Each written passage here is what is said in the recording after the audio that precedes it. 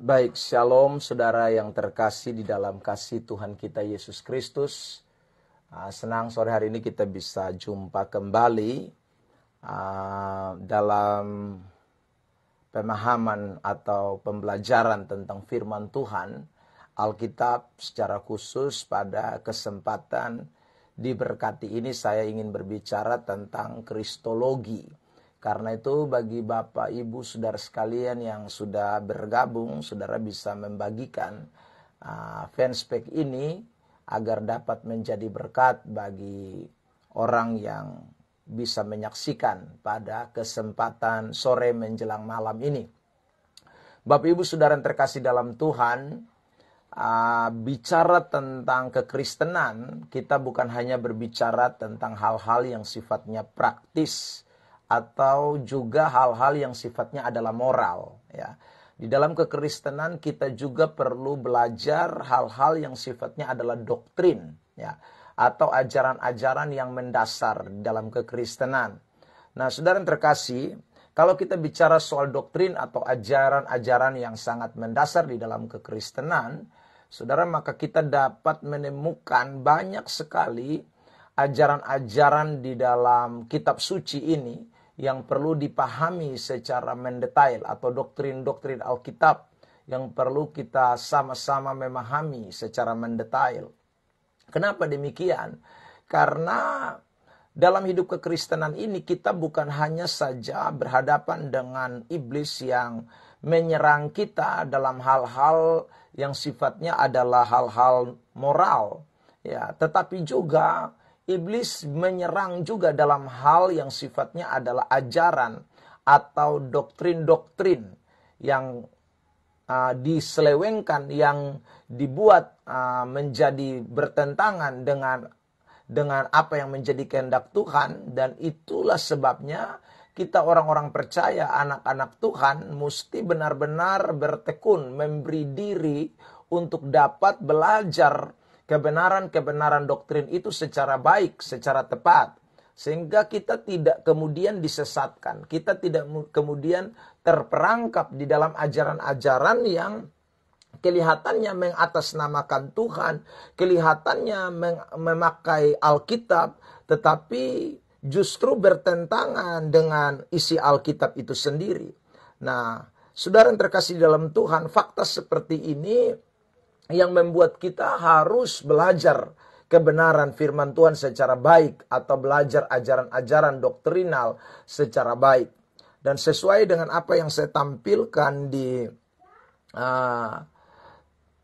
depan atau di fanspage ini, di keterangan bahwa hari ini saya akan bicara soal kristologi, dan saya akan bicara pada bagian yang pertama. Kalau kita bicara soal kristologi, dari dua suku kata, ya, Kristus dan Logos, atau yang berarti Kristus atau yang berarti doktrin. Logos itu doktrin atau ajaran. Jadi kalau kita bicara tentang kristologi, berarti kita sedang berbicara tentang ajaran mengenai Kristus. Ajaran mengenai Kristus ini terbagi menjadi dua, yaitu tentang keilahian Yesus dan tentang kemanusiaan Yesus. Jadi saya ulang lagi, ya.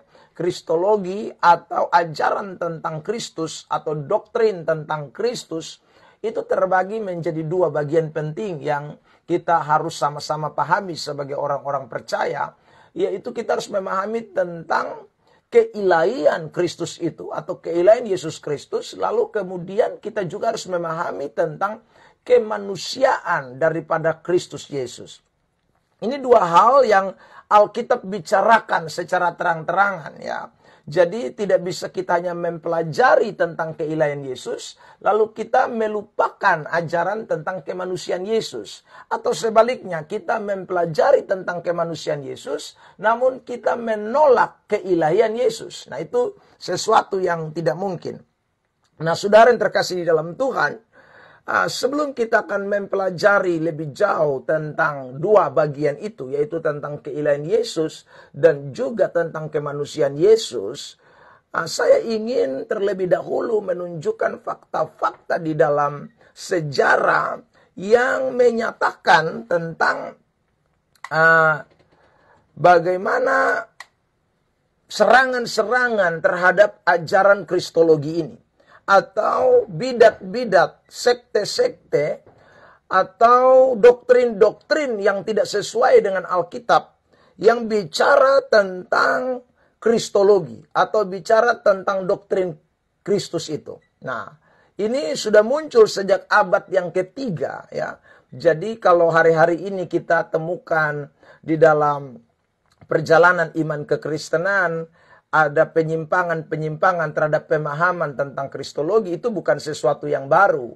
Karena sejak abad ketiga Masehi, doktrin atau ajaran sesat atau sekte-sekte bidat-bidat yang mengajarkan tentang sesuatu yang berbeda dengan ajaran kitab suci tentang Kristus, keilahian Kristus dan kemanusiaan Kristus, itu bermunculan di era Masehi yang ketiga itu, atau zaman tahun 3 Masehi itu, saudaraku. Itu sudah muncul, ya. Abad ketiga Masehi itu, ya, abad ketiga. Itu sudah muncul ajaran-ajaran atau sekte-sekte tersebut. Nah, saya mau sebutkan di antaranya. Yang pertama, saudara yang terkasih dalam Tuhan, itu dikenal dengan ajaran adoptionisme. Adoptionisme itu adalah ajaran yang muncul pada abad yang ketiga oleh Uskup Samosata dari Antioquia, ya.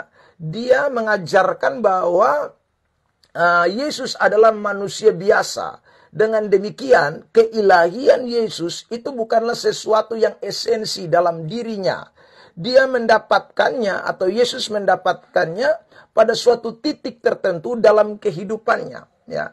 Menurut adopsionisme ini, keilahian Yesus itu adalah sesuatu yang diberikan, ya, bukan sesuatu yang merupakan hakikat di dalam pribadi Yesus, tetapi itu merupakan status kehormatan yang diberikan kepada Tuhan Yesus Kristus saat dia dibaptis. Nah, ada juga yang mengatakan bahwa saat dia bangkit, ya. Ini yang juga muncul beberapa waktu kemarin, yang mengatakan bahwa Yesus itu nanti jadi Allah ketika dia bangkit dari antara orang mati, baru dia menjadi Allah. Nah, ini jenis ajaran adopsionisme.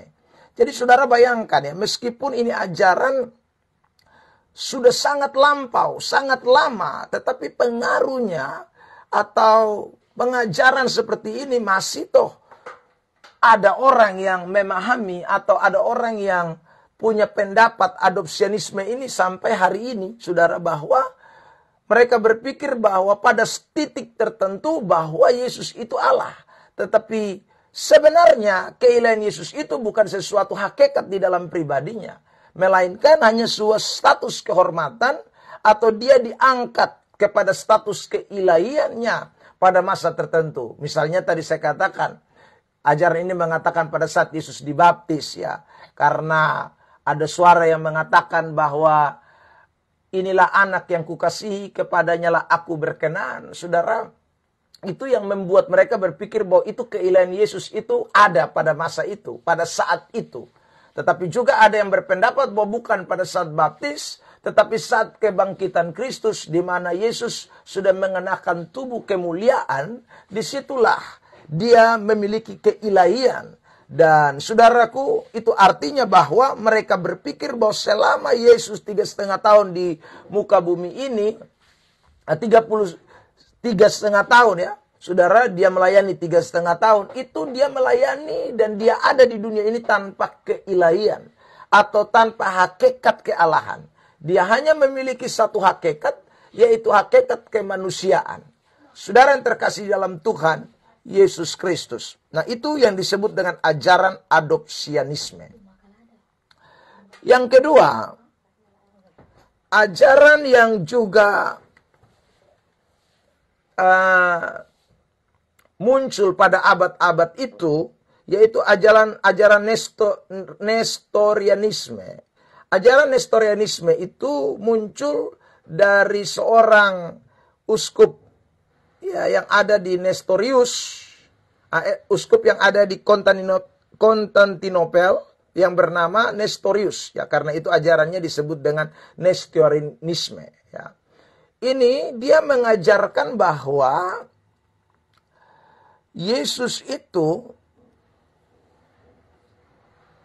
terkesan memiliki dua pribadi, yaitu pribadi kealahannya dan juga pribadi kemanusiaannya. Jadi terdapat dua pribadi di dalam Yesus Kristus, ya. Nah, saudara terkasih dalam Tuhan, ajaran yang seperti ini juga memiliki sebuah pemahaman bahwa firman Allah itu yang menguasai Yesus, sehingga Yesus menginginkan, menghendaki, dan berbicara seperti Allah. Jadi firman itu logos, ya, yang menguasai Yesus, sehingga dia dapat berbicara atau mengingini, menghendaki seperti Allah. Jadi mereka mempercayai bahwa ada dua pribadi di dalam kepribadian Tuhan Yesus Kristus. Jadi bukan dua hakikat, tapi dua pribadi, ya. Ada saat di mana Yesus pribadinya adalah manusia, dan ada saat di mana logos firman itu menguasai Yesus sebagai pribadi kealahan, ya, sehingga dia dapat berbicara, mengingini seperti Allah. Nah, ini juga adalah sekte atau ajaran yang muncul pada abad-abad itu. Saudara terkasih dalam Tuhan, yang berikutnya adalah Apollinarianisme, ya. Ada ajaran ini lagi, saudara, itu datang dari uskup yang bernama Apollinaris, seorang dari Laodikia, ya. Ini juga mengajarkan suatu ajaran tentang Kristus, ya. Dia menyatakan bahwa Yesus itu mempunyai tubuh dan jiwa, tetapi tidak mempunyai rasional spirit, ya. Kristus bukan manusia sepenuhnya, karena tidak mempunyai pikiran manusia, ya. Ini agak sedikit aneh, ya, saudara. Yesus mempunyai tubuh dan jiwa, tapi tidak mempunyai rasio atau pikiran, tidak memiliki spirit, ya, roh, rasionalis, tidak ada. Saudara yang terkasih dalam Tuhan. Nah, ini juga agak aneh, ya. Masa orang memiliki jiwa tapi tidak memiliki pikiran, ya. Berarti Yesus hanya seorang yang memiliki tubuh, kalau kita mau artikan. Tapi mereka mengakui ada jiwa, namun tidak punya pikiran. Nah, ini ajaran yang juga tentu bertentangan dengan isi Alkitab. Ajaran yang berikut adalah ajaran Eutychianisme. Eutychianisme itu mengajarkan bahwa pada saat inkarnasi, hakikat ilahi itu menghisap atau menyerat hakikat kemanusiaan, sehingga Kristus hanya memiliki satu hakikat, yaitu hakikat ilahi, ya. Jadi waktu Yesus inkarnasi itu artinya waktu Yesus datang ke dalam dunia ini menjadi manusia, itu dia dihisap oleh hakikat kemanusiaan. Sehingga Kristus itu hanya memiliki satu hakikat, ya, saudara. Sehingga hakikatnya itu cuma hanya hakikat ilahi. Ya, ini juga, saudara, tidak sesuai tentunya, bertentangan dengan ajaran kitab suci. Ajaran yang berikut itu adalah monopisitisme. Ya, monopisitisme itu artinya dia mengatakan begini, Yesus itu memiliki satu hakikat saja dalam satu pribadi, yaitu manusia dan Allah. Jadi manusia dan Allah itu digambarkan satu hakikat, ya, tidak dua hakikat, satu hakikat, tetapi juga di dalam satu pribadi, ya. Kalau tadi Apollinarianisme, dia mengatakan ada dua pribadi, ya, saudara. Nah, tetapi yang ini dia mengatakan satu pribadi, namun memiliki satu hakikat juga. Nah, ini juga tentu tidak sesuai dengan fakta Alkitab, saudara. Yang berikut lagi adalah ajaran monotelitisme. Ajaran ini mengatakan bahwa Yesus itu memiliki dua hakikat. Hanya ada satu kehendak, yaitu campuran ilahi dan manusia. Ya, jadi memiliki dua hakikat, hanya ada satu kehendak. Dua hakikat tapi satu kehendak, ya, yaitu campuran antara ilahi dan manusia. Nah, saudara yang terkasih di dalam Tuhan, itu adalah ajaran-ajaran atau sekte-sekte yang muncul di abad-abad, mulai abad ketiga, ya saudara. Dan semua ajaran-ajaran yang mereka sampaikan yang tadi saya utarakan itu, tentu itu bertentangan sekali dengan ajaran-ajaran yang ada di dalam kitab suci. Ajaran yang Alkitab katakan. Dan para pengemuka ajaran-ajaran tadi, lewat konsili-konsili yang diadakan oleh gereja pada abad-abad awal itu, sekitar tahun 300-an Masehi, saudara, ajaran-ajaran itu sudah ditentang. Ajaran-ajaran itu sudah difilter oleh para bapak-bapak gereja lewat pertemuan-pertemuan atau konsili-konsili yang terjadi pada masa itu. Namun saudara, kita tidak bisa pungkiri bahwa ajaran-ajaran sesat semacam ini meskipun terus mengalami pertentangan sehingga diperdebatkan, sehingga saudara tidak diterima oleh sekelompok orang Kristen yang meyakini sungguh kitab suci itu sebagai dasar satu-satunya kebenaran yang sungguh-sungguh harus diyakini. Namun ajaran-ajaran ini terus saja menyelusup masuk ke dalam gereja dengan tentu tidak menggunakan nama-nama seperti yang tadi saya sebutkan, ya. Namun gaya-gaya mereka atau cara-cara mereka menyebarkan ajaran tersebut, pemahaman-pemahaman, doktrin-doktrin ajaran mereka itu, ya, itu tetap terlihat masih terus mewarnai sampai detik ini. Nah, saudara terkasih dalam Tuhan, karena itulah kita sebagai anak-anak Tuhan, orang-orang percaya, kita harus betul-betul memahami. Sehingga, sorry. Sehingga kita tidak terkecoh dengan ajaran-ajaran mereka, yang mungkin sekali lagi mereka tidak menggunakan nama monoteisme.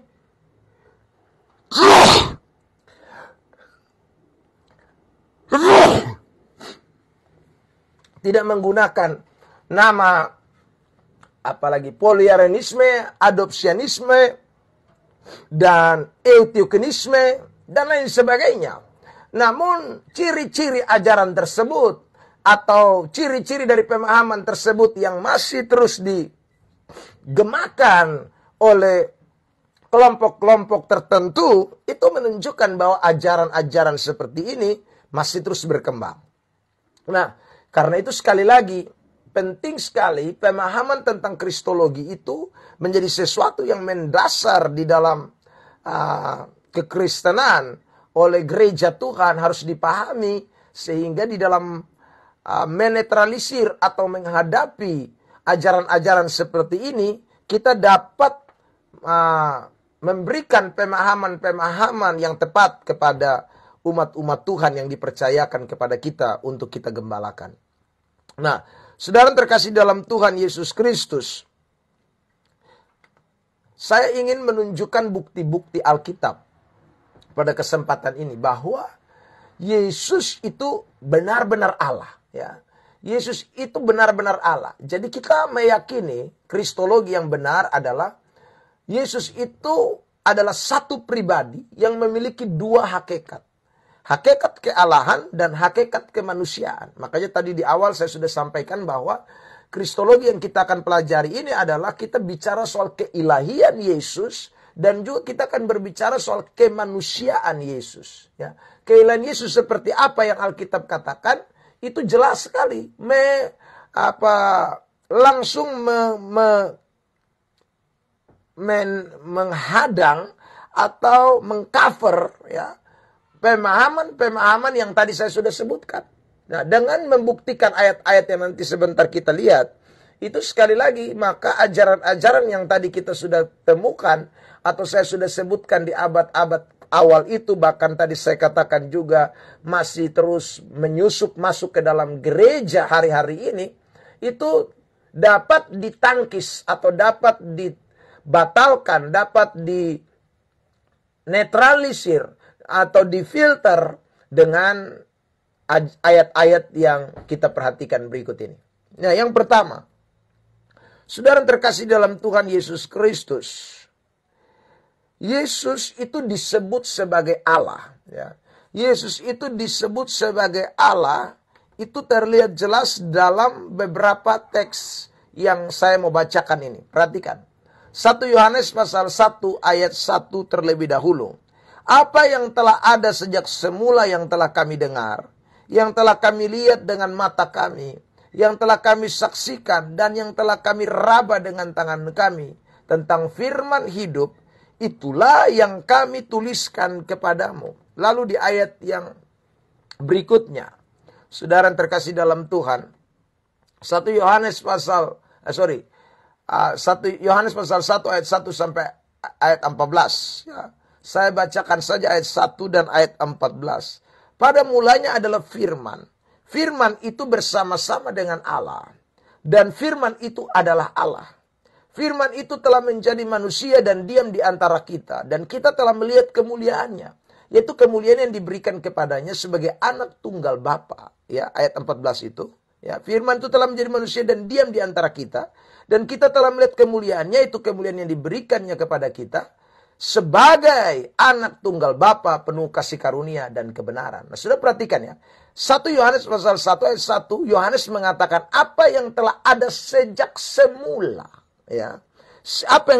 Itulah yang telah kami dengar, yang telah kami lihat dengan mata, yang telah kami saksikan, dan yang telah kami raba dengan tangan kami tentang firman hidup. Firman yang mana? Firman yang sudah ada sejak semula. Lalu dikatakan tadi Yohanes pasal 1 ayat 1, firman itu bersama-sama dengan Allah, dan firman itu adalah Allah. Di ayat 14, firman itu telah menjadi daging. 1 Yohanes pasal 1 ayat 1 mengatakan, firman yang hidup itu yang kami dengar, yang kami lihat dengan mata, yang kami saksikan, yang kami raba dengan tangan kami. Nah, ini tentu menuju kepada pribadi siapa? Yesus Kristus loh. Ya. Ini menuju kepada pribadi Yesus. Jadi kalau kita melihat 3 ayat yang saya bacakan ini, baik 1 Yohanes pasal 1 ayat 1, bahkan juga ya Yohanes pasal 1 ayat 1 dan ayat 14, itu jelas sekali bahwa Yesus yang adalah firman hidup itu, Yesus yang dikatakan firman yang itu bersama-sama dengan Allah, dialah Allah. Ya, karena dia sudah ada sejak semula. Ya. Dia telah ada sejak semula. Siapa yang sudah ada sejak semula? Ya sudah, ya Allah. Ya. Ini tidak lain bicara soal Allah.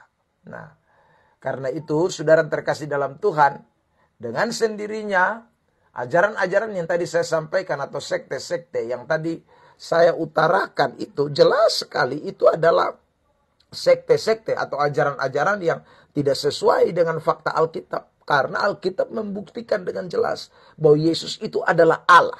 Ya. Elohim. Saudara terkasih dalam Tuhan. Lihat lagi ayat ini ya, saudara. Kitab Roma pasal 9 ayat yang kelima. Roma pasal 9 ayat 5. Perhatikan. Mereka adalah keturunan bapa-bapa leluhur yang menurunkan Mesias dalam keadaannya sebagai manusia yang ada di atas segala sesuatu. Ia adalah Allah yang harus dipuji. Ya. Ia adalah Allah yang harus dipuji sampai selama-lamanya. Amin. Ya, perhatikan itu teksnya. Ia adalah Allah. Ya. Ia siapa? Yesus. Ya. Mereka adalah keturunan bapa leluhur yang menurunkan Mesias dalam keadaannya sebagai manusia, inkarnasi sebagai manusia, yang ada di atas segala sesuatu. Ia adalah Allah. Ya. Yesus itu adalah Allah yang harus dipuji sampai selama-lamanya. Jadi salah itu kalau dikatakan Allah itu mengenakan keilahiannya waktu dia hanya pada posisi dibaptis atau dia setelah bangkit. Itu salah, jelas. Ia adalah Allah yang dipuji selama-lamanya. Jadi Yesus itu Allah yang selama-lamanya, yang kekal, yang tidak bisa dirubah oleh ruang dan waktu, yang tidak bisa dihilangkan keilahiannya karena inkarnasinya, yang tidak bisa, saudaraku, hakikat kealahannya itu dihisap oleh kemanusiaannya. Seperti tadi ajaran-ajaran yang tadi saya sudah sebutkan itu. Itu tidak bisa. Karena ayat itu mengatakan dengan jelas, ia adalah Allah yang harus dipuji selama-lamanya. Allah yang dipuji selama-lamanya itu berarti Allah yang selamanya itulah yang dipuji. Ya saudaraku. Kalau dia berhenti jadi Allah, ya pasti ayat itu tidak begitu. Ia adalah Allah yang harus dipuji waktu dia menjadi Allah. Ya, saudara. Ya, tapi waktu dia menjadi manusia tidak dipuji. Karena dia hanya satu hakikat atau lain sebagainya. Ya tidak bisa. Atau dihisaplah keilahiannya sehingga tinggal kemanusiaannya. Itu sangat bertentangan dengan ayat ini, saudara. Dia adalah Allah yang harus dipuji sampai selama-lamanya. Perhatikan juga Ibrani pasal yang pertama ayat yang ke-8. Saudara lihat ini ayat. Tetapi tentang anak ia berkata, takhtamu ya Allah. Tentang anak ia berkata, ya saudara. Tentang anak Allah, Bapa berkata, takhtamu ya Allah tetap untuk seterusnya dan selamanya. Jadi saudara terkasih dalam Tuhan. Ya, perhatikan ayat itu. Jadi tentang anak, tentang Yesus Kristus, Bapa Allah, iya di situ Bapa itu ya. Berkata, takhtamu ya Allah. Nah, berarti tentang anak itu yang dibilang, ya saudara. Takhtamu ya Allah, ini Allah yang mana? Anak. Ya. Anak itu tetap untuk seterusnya dan selamanya. Jadi tidak bisa Allah istirahat atau Allah berhenti jadi Allah. Itu tidak bisa, saudara terkasih dalam Tuhan. Jadi inkarnasinya itu tidak menghilangkan hakikat keilahiannya, Pak. Ya, karena itu kasihan ya kalau ada ajaran-ajaran yang hari-hari ini menyusup, ya ajaran-ajaran yang masih mengidap itu adopsionisme dan juga neoteror, apa tadi yang saya sebutkan tuh bahasa-bahasa agak aneh, jadi agak sedikit berat untuk dipahami. Tetapi saya cuma mau ingat keterangannya atau ajaran-ajaran yang disampaikan itu. Supaya kita semua kembalilah kepada apa yang Alkitab katakan. Ajaran kitab suci ini menjadi penting. Ya.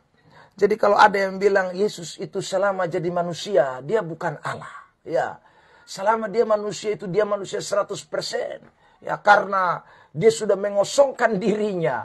Ya, ini nanti kita bahas ya, saudara, kata mengosongkan lagi itu. Saya sudah pernah sampaikan juga atau pernah khotbahkan tentang kata mengosongkan, kenosis di dalam kitab Filipi pasal yang kedua ayat yang ke-6 sampai dengan ayat yang ke-10 itu. Nah, saudara, kalau Anda cuma pakai itu ayat tanpa memahami secara baik untuk mengatakan bahwa Allah, Yesus itu tidak Allah. Dia sudah mengosongkan dirinya dan menjadi seorang hamba dan taat sampai mati di atas kayu salib. Nah, bagaimana dengan ini ayat-ayat yang tadi saya sebutkan dengan Roma pasal yang ke-9 ayat yang ke-5, lalu kemudian Yohanes pasal bukan Yohanes tadi.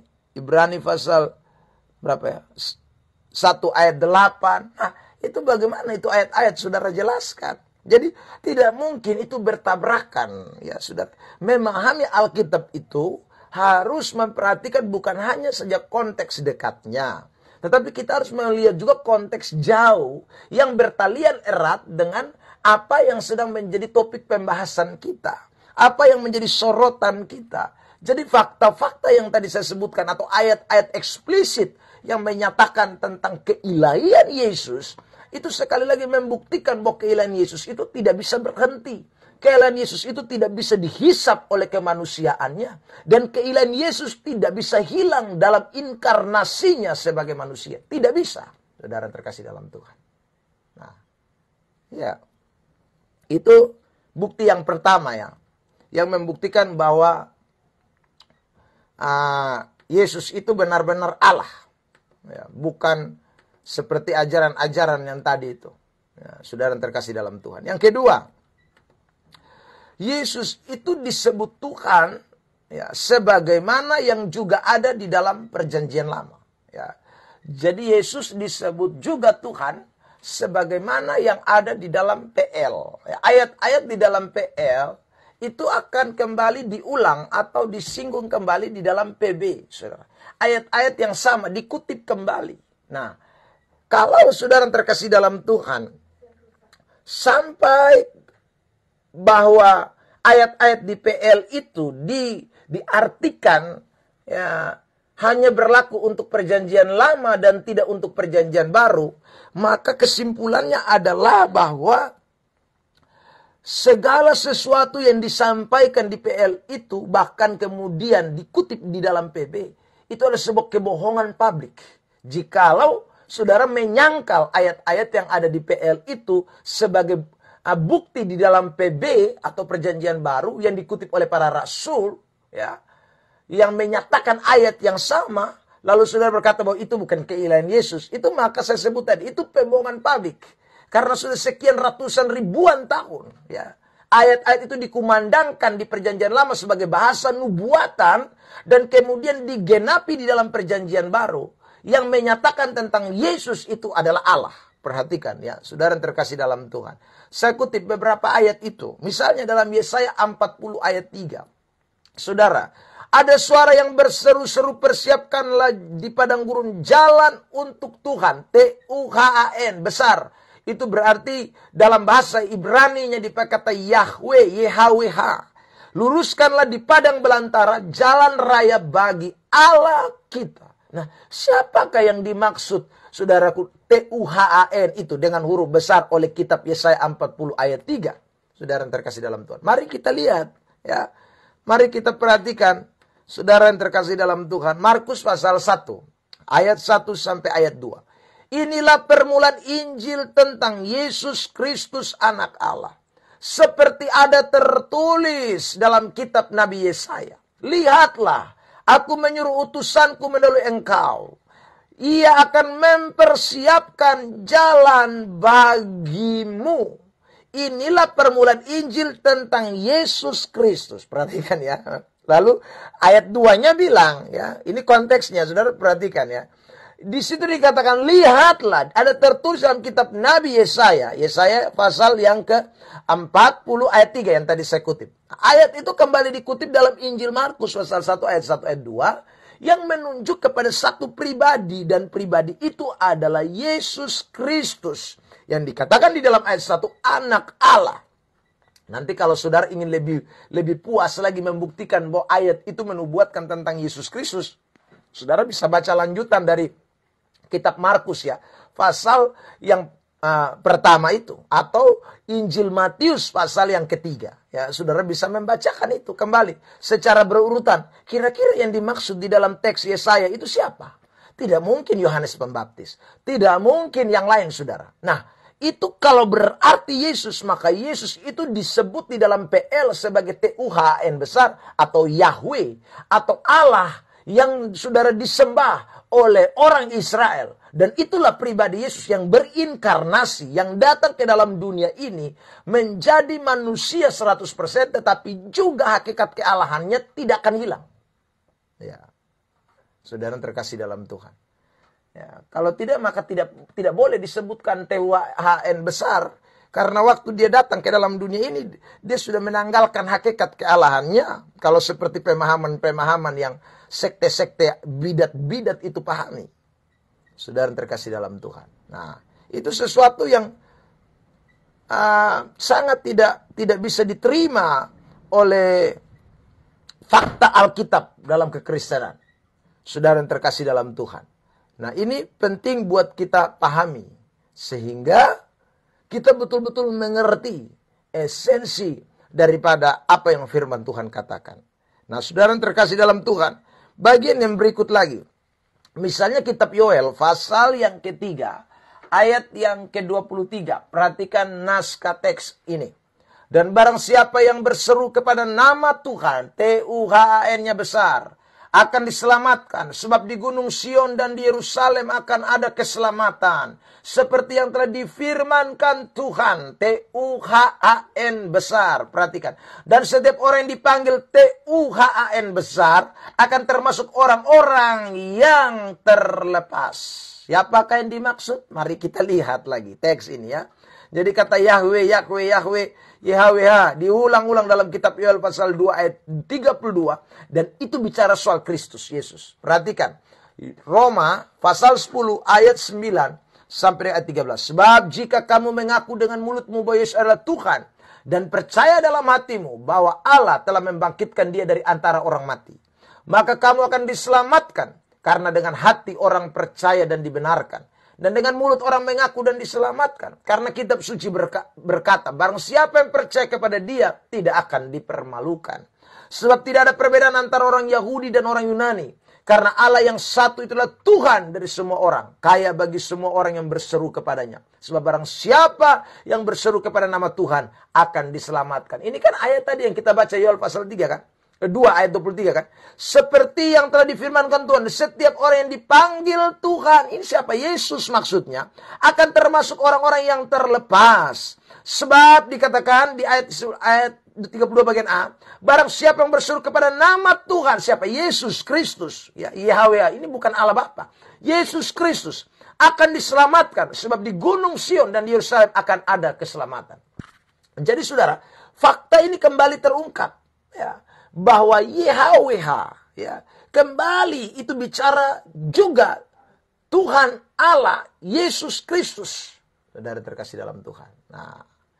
Nah karena itu ingatlah baik-baik, itu sangat tidak mungkin tadi saya sudah katakan jikalau Yesus dikatakan bukan Tuhan ya.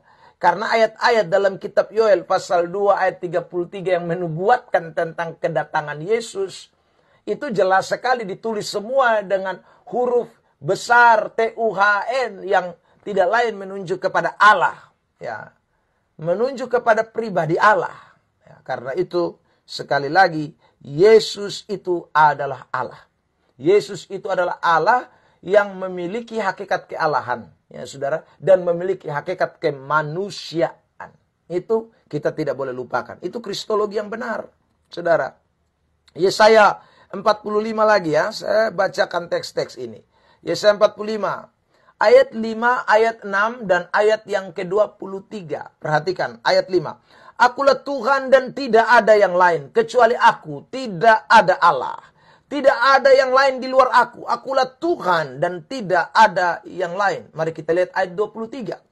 Demi aku sendiri aku telah bersumpah dari mulutku. Telah keluar kebenaran. Suatu firman yang tidak dapat ditarik kembali. Dan semua orang akan bertekuk lutut di hadapanku. Dan akan bersumpah setia dalam segala bahasa. Ayat ini yang kemudian dikutip Rasul Paulus dalam Filipi pasal 2. Ayat 10 sampai dengan ayat 11. Supaya dalam nama Yesus bertekuk lutut segala yang ada di langit. Dan yang ada di atas bumi. Dan yang ada di bawah bumi. Dan segala lidah mengaku Yesus Kristus adalah Tuhan bagi kemuliaan Allah Bapa. Jadi nubuatan dalam kitab Yesaya yang tadi Yesaya 40 saudara. Lalu kemudian Yesaya 45. Ini semua bicara tentang Kristus. Bicara tentang Allah. Tuhan kita Yesus Kristus itu. Ya. Jadi karena itu kesimpulannya adalah Yesus adalah Allah. Ya. Ketika dia berinkarnasi dia tetap Allah. Dia memiliki keilahian 100%. Dan dia memiliki kemanusiaan juga 100%. Karena itu ayat-ayat yang berbicara tentang keilahian Yesus harus ditafsirkan dalam bentuk kehakikatan keilahian Yesus. Sementara ayat-ayat yang berbicara tentang kemanusiaan Yesus harus ditafsirkan bahwa itu memang bicara 100% kemanusiaan Yesus. Ya.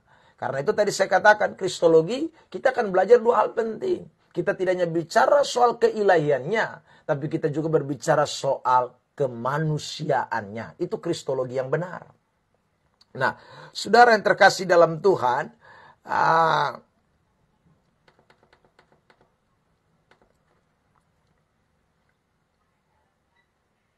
untuk pertemuan kita yang selanjutnya, saya akan berbicara lanjut mengenai tentang keilahian Kristus ya. Nanti pada bagian berikutnya kita akan memperhatikan tentang keilahian Yesus. Namun bagian yang akan menjadi sorotan kita nanti adalah tentang bagaimana keilahian Yesus dalam karya penebusannya ya. Keilahian Yesus dalam karya penebusannya. Karena ini juga yang seringkali menjadi persoalan ya, menjadi sesuatu yang dipertengkarkan, yang tidak dipahami secara baik, sehingga orang berpikir bahwa mana ada Allah yang bisa mati dan lain sebagainya. Nah karena itu nanti pada kesempatan yang akan datang, kita akan belajar tentang bagaimana keilahian Yesus dalam karya penebusan. Ya, dalam karya penebusan. Itulah yang akan menjadi sorotan atau pembahasan pada kesempatan yang akan datang. Sekali lagi, terima kasih buat semua saudara yang sudah bergabung pada kesempatan ini. Saudara bisa membagikan ajaran ini atau doktrin Kristologi pada bagian yang pertama ini, supaya dapat menjadi berkat bagi orang lain. Dan juga tentu ini akan saya tayangkan di channel YouTube saya. Saudara bisa ikuti atau dapat juga menjadi berkat bagi orang lain dengan cara men-share-nya atau membagikannya. Kiranya Tuhan Yesus memberkati kita. Sampai ketemu di lain kesempatan. Shalom.